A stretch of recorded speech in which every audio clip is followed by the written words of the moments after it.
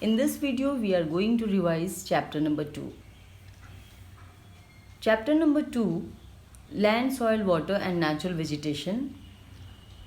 Our objective was to understand the value of natural resources like land, soil, water and natural vegetation and the need for their utilization and conservation. So first we learn about the land. There is an uneven distribution of population all over the earth's surface because of its varied characteristic of land. Everywhere it's not plain area. Somewhere it is mountain, somewhere it is desert area, somewhere it is plateau area and somewhere it is plain area. So plain is densely populated. Now second factor is climate. Climate is not everywhere moderate. Extreme climate is also found in many parts of earth. So population will be found much where climate is good. But where climate is very harsh, population distribution is very less in those areas. And third one is topography. Topography, if it is mountain area, definitely hilly areas, scattered type of land, scattered type of settlement will be seen, and in plain area compact settlement is seen. So this is all about the land. Then we learned about land use. Using of land for different purposes like to grow crops, that is agriculture, for mining, extraction of minerals from inside the earth. Then forest, for forestry purpose also land surface is used, and for settlement, for habitat. So some factors are responsible for land use, in which first one is physical factors, another one is human factors. In physical factors, topography, the soil which is found in that particular area, the climate which is found in any particular area, the mineral and water availability. These are the physical factors. Then another is population and technology. If population is more in any area, naturally the area is going to grow because whatever industries or any other factory, any other workshop is there, population is available to work in that area. And technology, if technology is developed, then growth of that area will be more. Now next one was people and their demands are ever growing. We had already learned about availability of land is limited. So conservation of land resources is important. Then afforestation, which is lacking nowadays, is very important. Deforestation must be stopped. Then land reclamation. Land reclamation means those areas which were not habitat are nowadays those are also developed, and now those areas are taken from ocean or sea or from that kind of areas where population was not living. So those are reclaimed from maybe coastal areas, and now settlement is already done there. Then regulated use of chemical pesticide and fertilizers means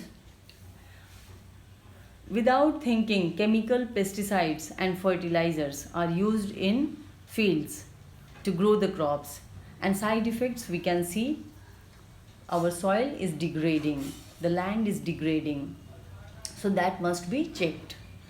After that, overgrazing. Checks on overgrazing are some of the common methods used to conserve our land.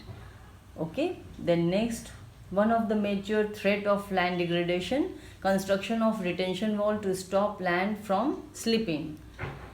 And then hazard mapping, locate areas prone to landslides. Then hence such areas can be avoided for settlements, for making houses. People avoid to make houses in those areas which are landslide prone areas. Increase in the vegetation cover is an effective way to arrest landslide. So vegetation cover protects landslide because root of trees also help to protect the soil. So it will be protected, landslide will be also protected. The surface drainage control works are implemented to control the movement of landslide along with rainwater and spring flows. Then soil formation, and these are the factors you had already understood in detail: parent material, climate, topography, organism and time. These are the factors of soil formation. After that, conservation measures of soil. Some methods were given in which you had already learned: intercropping, terrace farming, mulching, terrace farming. Then this is contour ploughing. Contour ploughing is also very effective method. Then intercropping, this is picture of intercropping. And then step farming or terrace farming. After that, this is called shelter belt. On the boundaries of the plot, on the boundaries of the field, row of trees are grown to divert the direction of wind. That is called shelter belt. Other methods are also there: afforestation, control of overgrazing, control of overuse of chemical fertilizers or pesticides, then rainwash, landslide and flood. So these are the some methods, conservation method, which helps. The next is water, our natural resource water. We know that it is very precious resource, valuable resource. It is also renewable resource, but if we will not take care, then it is also going to be depleting and it will be vanished. So 1/4 of earth has water. It is therefore appropriately called water planet. Then 70% water is ocean, and water is however saline. Freshwater accounts only about 2.7%. It is limited. Then water shortage. We know that many countries of the world are facing water shortage, and increasing population is the major cause.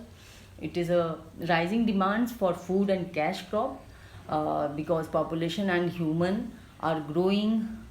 These are population is increasing and demand is also increasing. Increasing urbanization and rising standards of living are the major factors leading to shortages in supply of fresh water, either due to drying up of water sources or maybe due to pollution.